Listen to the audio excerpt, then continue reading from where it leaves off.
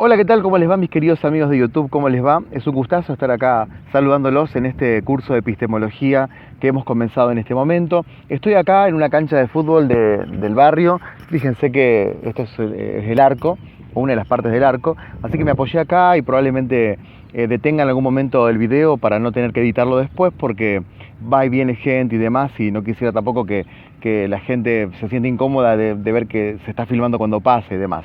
Pero acá estoy en mi barrio tratando de explicar epistemología, haciendo una mínima aclaración. Este curso va a durar, tal cual como les prometí, 4 clases. Esta es la primera clase donde daremos los conceptos de introducción de epistemología, y es un curso especializado, o sea, cualquier persona que quiera verlo, si lo sigue desde la primera clase lo va a poder entender, pero también hay que decir que es un curso que implica un compromiso con la filosofía, que quizás no es el compromiso solamente de la divulgación. La mayoría de las personas hoy por hoy, después del éxito de la serie Merlí, después del éxito de la serie Darío Stanraiver, ha hecho de la filosofía un lugar donde asomarse, un lugar donde contar sus experiencias y un lugar donde escuchar otras experiencias filosóficas, pero también hay que decir que la filosofía tiene una gran especialización y en algunos casos una hiperespecialización, como es por ejemplo la epistemología. ¿Por qué hago este curso de epistemología y por qué creo que puedo darlo? Yo, además de ser profesor de filosofía, soy también especializado en epistemología. Hice un postítulo en epistemología que está registrado en el Ministerio de Educación, y ese postítulo en epistemología es con un trabajo final sobre los pensamientos de Edgar Morin, que es una epistemología de la complejidad que en algún punto trata de oponerse al positivismo, que es algo que quizás toque en la cuarta clase, en la última clase. Todavía no estoy seguro de si voy a hablar o no de Edgar Morin. Me gustaría que en los comentarios ustedes me digan si quieren o no que hable en el último video acerca de Edgar Morin. Hay mucho viento acá en la cancha de fútbol, por eso que me puse el micrófono y me puse el auricular. Disculpen si no se escucha del todo bien, pero me parece que hacerlo al aire libre le da también una cosa coloquial y una cosa interesante que por ahí adentro de mi casa no le daba.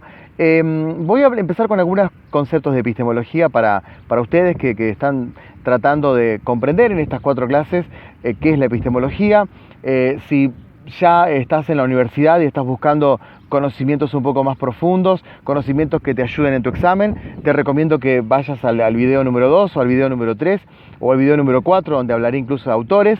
Pero lo que voy a hacer ahora es aclarar bien por qué existe la epistemología. Creo yo que una persona que está en la universidad también merece esta explicación, porque es una explicación que yo me la tuve que ir haciendo sola con el paso de los tiempos, me la tuve que hacer solo, con el paso del tiempo tuve que entender que realmente por qué existía la epistemología. Es como una búsqueda personal que tuve que tener y no tuve esta explicación cuando me inicié por primera vez en la epistemología. Así que yo quisiera hacer una primera salvedad de por qué existe la epistemología o por qué la filosofía se preocupa por algo como eso, pero antes que nada tengo que también definir qué es la epistemología. Así que empezaremos con lo básico. La epistemología es la parte de la filosofía que estudia el conocimiento, y hoy por hoy, hace ya más o menos un siglo o 2 siglos, se le agrega científico, es decir, se dice la epistemología es la parte de la filosofía que estudia el conocimiento científico. Pero la palabra episteme es una palabra griega que tiene más de 2400 años, por lo tanto la epistemología no solamente tiene que tener la definición moderna de lo que es la epistemología, sino que es una palabra que proviene de los antiguos griegos, y que en la antigüedad griega, como todas las palabras griegas, tiene muchos significados, pero el más conocido de todos es sin lugar a dudas el de conocimiento. ¿Qué es la epistemología? Bueno, es el conocimiento exacto. Lo que pasa es que para los antiguos griegos, y acá ya entro un poco en los contenidos, para los griegos el conocimiento de la verdad no era la misma idea que tenemos nosotros hoy por hoy en el siglo XXI del conocimiento de la verdad, porque digamos que nosotros estamos afectados por el post-kantismo o por la filosofía que viene después de Immanuel Kant, y ya después de Immanuel Kant el conocimiento no va a ser lo mismo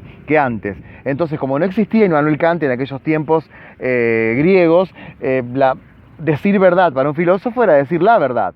Hoy por hoy decir verdad en la posmodernidad es que aparezcan 50 personas diciéndote ¿qué entendés vos por verdad? ¿Qué es la verdad? ¿De qué estás hablando cuando hablas de verdad? ¿Podemos conocer la verdad? Un montón de preguntas que son naturales para cualquier persona que se inicia en la filosofía hoy, y que los antiguos griegos decían, bueno, a ver, Platón entiende la verdad de este modo, Aristóteles entiende la verdad de este modo, pero no por eso ellos iban a decir, bueno, esta verdad es una verdad científica. Decían verdad y punto. Daban por supuesto que la verdad era la verdad y no era necesaria hacer la especificación científica. Yo quiero hacer una especie de recuento una especie de análisis histórico, si me permiten, de cómo se fue entendiendo el problema del conocimiento a lo largo de la antigüedad. Y a lo largo también del medioevo y a lo largo de la modernidad hasta llegar al día de hoy. Y por último quisiera diferenciar el conocimiento científico del conocimiento vulgar, que es una de las primeras cosas que se hace en un curso de epistemología. La problemática del conocimiento es algo que yo creo, y esta es una opinión personal, y acá es donde muchos profesores pueden estar en contra de lo que pienso, yo creo que es algo que les importa mucho más a los contemporáneos y a los modernos que a los griegos. Los griegos tenían una preocupación por el en sí.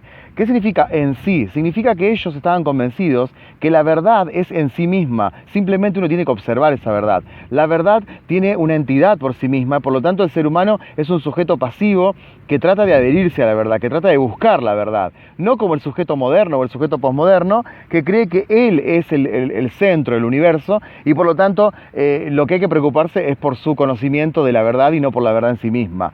Para los griegos la verdad era algo en sí mismo. Cuando Platón habla del mundo de las ideas, no se preocupa por él mismo, se preocupa por el mundo de las ideas. Cuando Aristóteles está buscando el motor inmóvil o cuando está en algún punto buscando la naturaleza o la fisis o explicando su teoría de materia y forma, lo que menos le importa es él mismo. Está buscando la verdad, el ente, la sustancia, un montón de cosas que son ajenas al sujeto. Lo que pasa es que nosotros entendemos epistemológicamente la vida desde la modernidad y hoy por hoy desde la posmodernidad.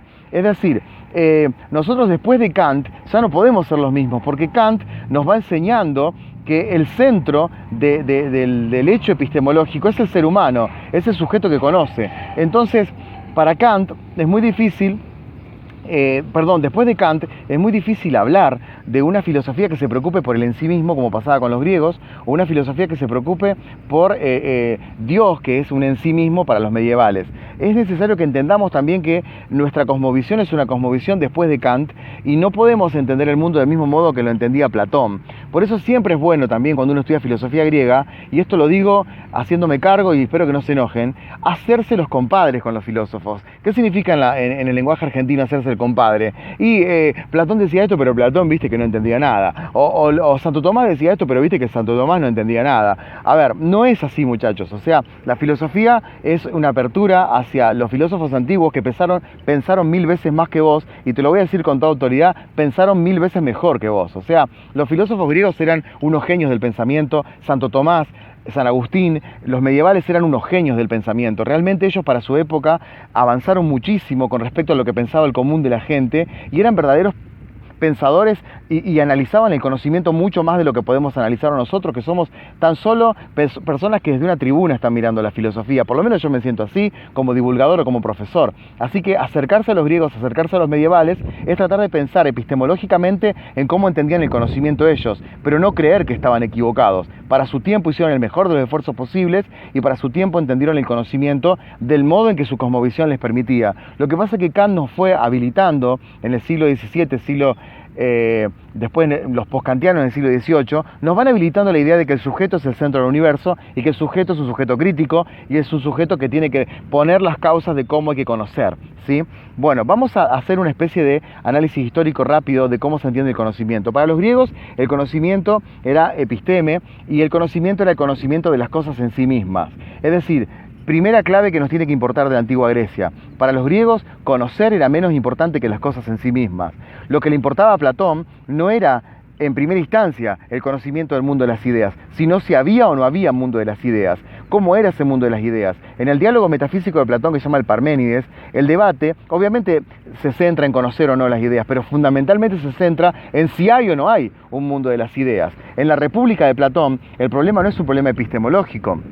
El problema para la República de Platón es un problema que tiene que ver básicamente con si existe o no la idea de belleza, básicamente si existe o no la idea de verdad y fundamentalmente si existe la idea de bien. O sea, para Platón, si bien es un libro que se lee hoy por hoy, La República desde la política, hay que decir que es un libro eminentemente metafísico, porque el interés de Platón, de Aristóteles, era conocer la verdad en sí misma y conocerla de un modo metafísico. Por lo tanto, su centro no era epistemológico, su centro era metafísico, su centro era conocer las cosas en sí misma. Y cuando uno está buscando en filosofía el en sí sí mismo de las cosas está en preocupaciones metafísicas, y los griegos tenían preocupaciones metafísicas, excepto Sócrates, que tuvo preocupaciones políticas, pero por un momento histórico que estaba viviendo y que escapa a los fines de este video. En cambio, ya en el medioevo tenemos un planteo parecido y a la vez distinto al de los griegos. ¿Por qué digo esto? Porque los medievales tenían un planteo epistemológico radicalmente distinto y a la vez parecido al de los griegos. Ellos se preocupaban, como los griegos, por el en sí mismo,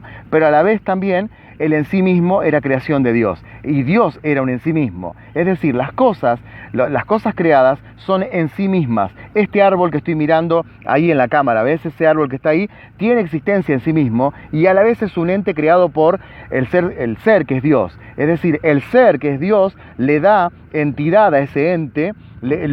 Santo Tomás decía que lo funda y lo sostiene desde su interioridad metafísica a ese ente que es el árbol. Lo fundó, lo creó y lo sostiene en el tiempo también. Por lo tanto, Santo Tomás está centrado en el ser, que es Dios, y en el ente como forma de llegar al ser, pero de ningún modo la prioridad tomista, la prioridad del medioevo es si yo como sujeto puedo llegar a conocer este árbol. Para Tomás estaba completamente naturalizado que yo podía conocer este árbol. Ahora, epistemológicamente, Tomás nos va a decir que cuando yo conozca este árbol, no solamente iba a conocer este árbol, sino que iba a conocer también al ser que funda y sostiene desde la interioridad metafísica a ese árbol.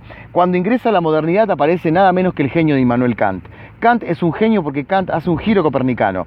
¿Qué significa que hace un giro copernicano? Que él divide de una vez por todas la historia de la filosofía y dice, hasta aquí la filosofía se ocupó de estudiar ese árbol en sí mismo. De ahora en más empezaremos a estudiar al sujeto cognoscente. Ya no importa ese árbol en sí mismo, sino que importo yo y las categorías de pensamiento que yo le impongo para conocer este árbol y el horizonte de posibilidad en el cual yo pueda conocer este árbol. ¿Qué significa el horizonte de posibilidad? Que para que yo conozca este árbol, dice Kant, primero tiene que haber espacio y tiempo. Y espacio y tiempo no son categorías en sí mismas como este árbol. Espacio y tiempo son formas necesarias, son formas a priori imprescindibles para que yo conozca este árbol. Todo ser humano conoce siempre y cuando exista tiempo y espacio. Si no hay tiempo y espacio, no hay forma de conocer. Por lo tanto, la modernidad, siglo XVII, siglo XVIII, siglo XIX, está suponiendo ya que para conocer tenemos que conocer el orden del espacio y el tiempo, que son formas a priori que están fuera de la experiencia y que ni siquiera tienen un en sí mismo. Para que yo conozca tiene que haber espacio y tiempo. Si no hay espacio y tiempo, yo no puedo conocer. Y nunca, dice Kant, voy a conocer ese árbol en sí mismo. Por ejemplo, nunca voy a saber si ese árbol es creación de Dios. O nunca voy a saber si ese árbol en su esencia me habla de Dios. Yo lo único que puedo conocer es la periferia de ese árbol. Lo único que puedo conocer es la epidermis de ese árbol. Es lo que se me muestra de ese árbol. La fenomenología, el phenomenon, lo que ese árbol me muestra a mí como sujeto. Porque ya no importa, como en la antigua Grecia, las cosas en sí mismas, ni en el medioevo, la creación de Dios que es ese árbol. Lo que importa ahora es este sujeto, yo que soy capaz de conocer. Y si yo soy el centro del universo, no importa el árbol. Importa que ese árbol se me muestre a mí, a mí que soy el centro del universo. Obviamente esta epistemología después es tan fuerte que va desembocando en los grandes epistemólogos del siglo XX, que son los que vamos a tocar en este curso, que son Thomas Kuhn, que son Feyerabend, que son tipos como Popper, y si ustedes quieren en los comentarios me dicen también, les hablo de este epistemólogo francés que está vivo todavía y que aplica la epistemología a la educación, que es Edgar Morin, que en algún punto presenta una contradicción al positivismo, que es otra de las grandes teorías que estudiaremos en este curso de epistemología. Bien, para no cansarlos más, les diferencio. La epistemología lo primero que nos invita es a diferenciar el conocimiento científico del conocimiento cotidiano. ¿Qué es el conocimiento cotidiano? Bueno, es un conocimiento vulgar, pero no vulgar en el sentido despectivo, sino que viene de vulgo, del pueblo, de lo popular. El conocimiento vulgar es el conocimiento que la mayoría de las personas tiene con respecto a las cosas. Por ejemplo, que si hace calor es preferible que tenga menos ropa, es un conocimiento vulgar. Que si pongo una pava a hervir, llegará un momento en el cual hace ruido esa pava y significa que está a punto de hervirse, y los que tomamos mate, que tomamos el agua sin hervirse, tenemos que apagar la cocina. Son conocimientos vulgares que adquirimos desde muy chicos y que tienen básicamente una relación causa-efecto simplista, ¿sí? Por ejemplo, si pongo el cambio y presiono un acelerador, va a avanzar un auto. Es decir, no es necesario ni siquiera tener formación universitaria o ni siquiera haber ido a la escuela para entender estas cosas. Es un conocimiento vulgar. Si hay mucho sol, hace calor. Si hace mucho frío, tengo que abrigarme. Son conocimientos vulgares que están muy enriquecidos en la cultura y que culpa del positivismo, ya veremos en otro en otro video, culpa del positivismo se tiró en segundo orden. Las personas que se dedican para el proyecto social positivista a las cosas que tienen que ver con el conocimiento vulgar son personas que tienen que ser, por ejemplo, pagas menos que aquel que se dedica al conocimiento intelectual. Por eso alguien admite que un médico cobre muchísimo, pero un taxista no tanto. ¿Por qué ocurre esto? Porque la epistemología que tenemos en nuestra cabeza dice que como aprender a conducir, aprende a conducir muchísima gente o casi todas las personas porque es conocimiento vulgar, hay que pagarle menos. Fíjense cómo impacta la epistemología incluso en el entendimiento de la sociedad. Pero aquel que entendió cómo hacer una operación, por ejemplo un cirujano, tiene que cobrar mucho más. ¿Por qué? Porque epistemológicamente se esforzó mucho más y porque hizo un conocimiento intelectual, lo cual ya veremos que es un prejuicio positivista, es decir, de toda una cuestión de sacralizar lo intelectual por encima del conocimiento cotidiano vulgar. Hay varias cosas interesantes que analizar. Y por último tenemos el conocimiento científico, que es el conocimiento que se maneja sí o sí con la comprobación y con la experimentación. Para que haya conocimiento científico tenemos que primero experimentar muchas veces. Cuando hablemos de Popper, hablaremos de cuáles son las fronteras de ese conocimiento científico, hasta dónde puede llegar y hasta dónde se puede falsar, no falsar y demás. Pero el conocimiento científico se diferencia del conocimiento vulgar en que es comprobable. Una persona con conocimiento vulgar puede decir, por ejemplo, bueno, mi tío me dijo que vio un lobizón o que vio un fantasma. El conocimiento científico necesita tener comprobación empírica. Mostrame el fantasma, analicemos el fantasma, podemos comprobarlo con los sentidos. ¿Viste un lobizón? Busquemos la forma de cazar ese lobizón, de estudiarlo, de poder tener... O sea, el conocimiento científico es posesivo, pretende estudiar empíricamente y no se conforma con me lo dijo mi tío, me lo dijo mi hermana, o con la tradición oral de que mis abuelos creían que había luz mala, había... qué sé yo, lobizones. No, necesito comprobar qué es científicamente la luz mala, qué es científicamente un fantasma, qué es científicamente un lobizón. Hasta aquí, amigos, la primera parte de este curso de epistemología, una mínima introducción. Ya hablaremos de autores en el segundo video, vamos a hablar bien de Kant y vamos a hablar del positivismo y después sí hablaremos de los epistemólogos contemporáneos y demás. Si quieren más temas, les ruego por favor que en sus comentarios me lo digan. Gracias, espero haber sido claro y siempre a su disposición. Y si quieren algún tipo de corrección también hacerme, me vendría muy bien para las 3 clases que quedan. Bienvenidos al curso de epistemología. Mi nombre es Juan Denis y soy profesor de filosofía. Chao.